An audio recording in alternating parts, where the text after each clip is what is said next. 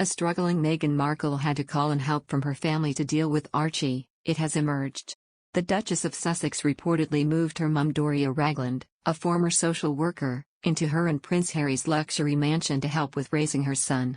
Doria, 63, stayed with Meghan and Harry at Frogmore Cottage in Windsor shortly after Archie was born, and later returned for a longer stint at the property. A friend of Meghan's revealed to reporters back in July 2020 that Doria had been really worried about Meghan and had been encouraging her to look after her own mental health. She said, "Doria is very much about being true to oneself, and so of course she will continue to encourage Meghan to take the road less traveled." The usual stresses of parenting have been combined with the additional pressures of life in the public eye for Harry and Meghan, and some experts believe Archie and Lilibet may have less normal childhood than cousins George and Charlotte back in the UK. Speaking on Vanity Fair's Dynasty podcast, royal commentators Katie Nicholl and Aaron von der Hoff contrasted the different approaches adopted by Harry and Meghan and Kate and William towards the privacy of their children. While William has made his children more accessible, almost because he has two, Harry was adamant that he wasn't going to do the same with Archie and Lilibet, Katie acknowledged. And the problem they're in with getting just a glimpse of their little girl is that the media are always going to want a little bit more. I think the problem for the Sussexes is that in many ways their obsession with privacy has become problematic. However, she suggested that the Cambridges had negotiated a more sustainable approach to keeping their children out of the spotlight, as they recognize there is an appetite for images of their children. Another news, Clive Irving, author of The Last Queen, claimed that the likes of Meghan, Diana, Princess of Wales and Wallis Simpson's influences have made the men around them seem either mad, bad or ineffectual.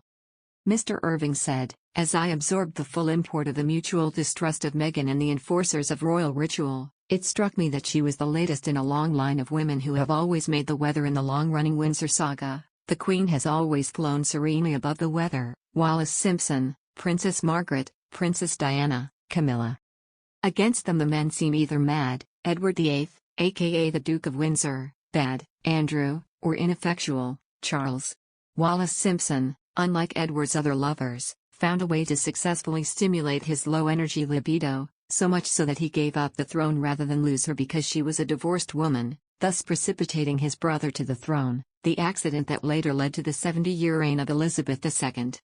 Margaret, Elizabeth's wayward sister, became the first royal global celebrity, the warm-up act for the ultimate royal superstar, Diana. And, of course, Camilla appeared out of the bushes to play the part of Diana's nemesis. Mr. Irving goes on to compare Meghan and Camilla, saying that their differences in experiences, morals and talent reveal how irreconcilable the worlds of the Windsors and the Sussexes are, and will always be. While Camilla did not need any coaching in stepping up to become a Windsor wife, Meghan, a former Hollywood actress, was a driven careerist whose success was hard-won. Mr. Irving wrote, "Those were qualities that were not welcome at the palace, where the work ethic was very different."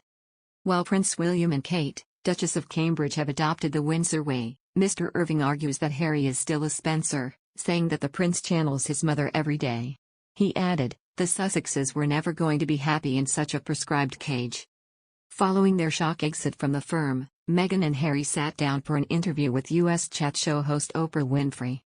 The couple claimed their reason for leaving was a lack of support and a lack of understanding from the royal family, and the firm's traditional mantra of never complain, never explain, had left Meghan feeling silenced amid public scrutiny. Harry said his biggest concern was history repeating itself, referring to his mother, who was hounded by the British press and tragically died at age 36 in a car crash in Paris after her divorce from Prince Charles a year earlier.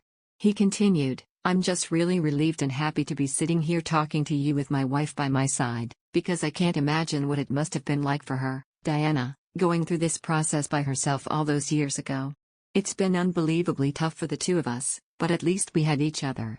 The Duke has since spoken about his mother and the impact she has on his life now. In an interview with NBC's Hoda Kotb last month, Harry said he feels Diana's presence more so now than ever.